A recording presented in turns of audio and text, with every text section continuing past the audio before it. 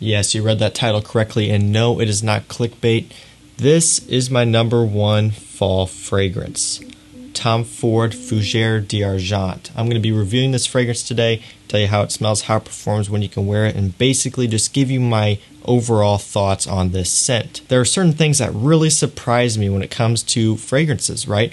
Looking at the notes of this scent, this is one I would normally never really think much about. I would oftentimes look at this scent, look at the note breakdown, and just kind of put it aside. It's not something that would really intrigue me and prompt me to try a sample of it. Luckily for me, I actually got a sample of this one for free, and when I tried it, I was honestly blown away. And I can tell you that is not something that happens very often for me when it comes to purchasing fragrances. It gets to a point after you smelled a lot of different types of fragrances that it's really hard to find something that really blows you away, and it's really hard to find something that you genuinely love.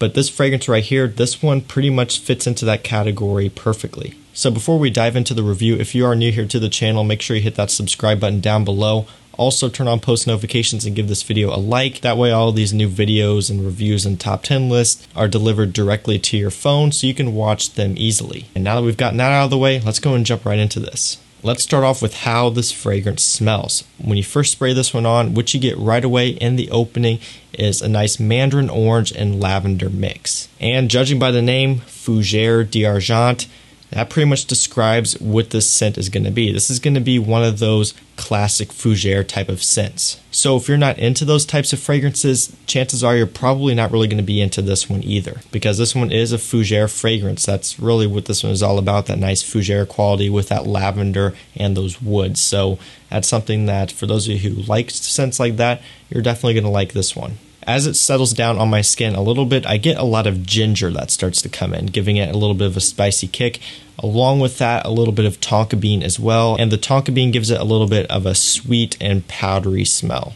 Mostly what you're going to get here though, from the opening all the way into the very far dry down, is the lavender note. This one is all about lavender, and that's good news for me because I really do appreciate and love lavender in fragrances. And that's really the bulk of what makes up Fougere scents, so it's really no surprise that you get a lot of it in this one. So yeah, pretty self-explanatory here. The dry down, still a lot of that lavender, a little bit more tonka bean as well, and that ginger is still prominent. At that point, the orange is pretty much gone. That's mostly left in the very opening. For the most part, this scent is pretty linear. It doesn't change a whole lot from when you first spray it on compared to the dry down. It's relatively simplistic, and like I said, it doesn't change very much. Because of that, some of you may find this one kind of boring, some of you may not. It really just depends on what you look for in a fragrance. This one's so clean, fresh, and really this is just so masculine and so traditional smelling. It really does smell like a gentleman. It smells like something you would wear dressed up. It's got like an upscale, classy smell. And this has that signature Tom Ford quality and really that signature Tom Ford type of DNA. When you smell this, you can kind of tell that it's a Tom Ford fragrance just because it does have that like classy and like sexy appeal to it. And again, quality is amazing. Again, this is not going to be for everyone out there. This is nothing like any of the blue fragrances that are talked about a lot now. This is nothing like those bubblegum sweet fragrances that are talked about a lot. This smells really nothing like what has been released here within the past few years. This is really kind of a throwback to back when those classic Fougere scents were like the popular thing. So if you're someone relatively new to the fragrance community and you're used to smelling Invictus, Dior Sauvage, 1 Million, Jean Paul Gaultier, Le Male, and fragrances like this, and then you go to smell something like this, you're probably going to think this smells old and this smells dated. You're probably going to think it smells like a grandpa. And I'm sure I would have thought the same thing when I was first starting out with fragrances. This type of DNA was never anything that really interested me, and even up until before I tried this scent, it was something that never really interested me either. But now that I've tried this, I've really kind of fallen in love with this type of scent DNA. Another example of a fragrance kind of similar to this is MFK Masculine Pluriel. That one is another like somewhat classic Fougere type of scent with a lot of lavender and woods. I really like this DNA. It smells incredible to me. It just smells so refined and really so upscale. So this scent is actually listed as unisex, and honestly, I really see this one leaning way more towards the masculine side than it is the feminine side. I'm not saying that no female could pull this one off, because I'm sure You could if you wanted to, if you like the scent enough, but I would say this one definitely farther on the masculine spectrum than it is on the feminine side. So for anyone out there who gets kind of starts to worry about unisex fragrances and you don't want to wear something that's too feminine, if you're a guy, don't worry about it here in this case. Even though it is listed unisex, I personally think it goes more towards the masculine direction. So when can you wear Fougere d'Argent? Honestly, this is one of those fragrances that could be a signature scent. You can wear it any time of the year for literally any situation. Spring, summer, fall, winter, it'll work in all of those seasons. On top of that, in terms of like situations, you could wear this somewhat dressed down if you wanted to, but you could also wear this really dressed up as well. If you have a business meeting, if you have a dinner to go to, if you have some sort of high-end event, you can wear this scent and you're probably going to be smelling like the CEO. You're going to be smelling like the boss. That's just really kind of how this fragrance comes across. So if you're looking for a signature scent, just one fragrance to wear all the time, and you want to spend a little bit of money, you want to get yourself something higher end, something of good quality, and you want a Tom Ford private blend fragrance to have sitting on your dresser or whatever, this one could be definitely great for that. It can fit that category very well of being one of those signature scents. This is really going to be for those of you who want something a little bit more mature and a little bit more traditional smelling. So let's go and talk about the performance on this one. Longevity on my skin, I'm typically getting about 8 to 9 hours on average. This one does tend to sit a little bit closer to the skin on me. Not a skin scent, it does project out a little bit, but it really stays kind of within my personal space. So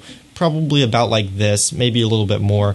What is nice about this one is it does leave a really nice scent trail or a nice sillage. When you walk by, the scent really lingers in the air. And I think that's what's so powerful about this scent. When you catch smells of this in the air, just the sillage, that's when it smells the best. It smells really gorgeous in the air. So no, this isn't some projection bomb. And again, this is where it's different from those blue fragrances and those bubblegum sweet fragrances like I mentioned earlier. A lot of you may be used to those fragrances, so you're used to like really, really long longevity and really strong projection, like to the point where it fills up a room.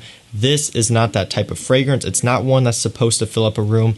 This is one that is supposed to be discovered and just leave like a nice soft trail. It's more refined, it's more reserved. That's this type of scent DNA in a nutshell. Definitely not anything that screams out, but that's how it's supposed to be.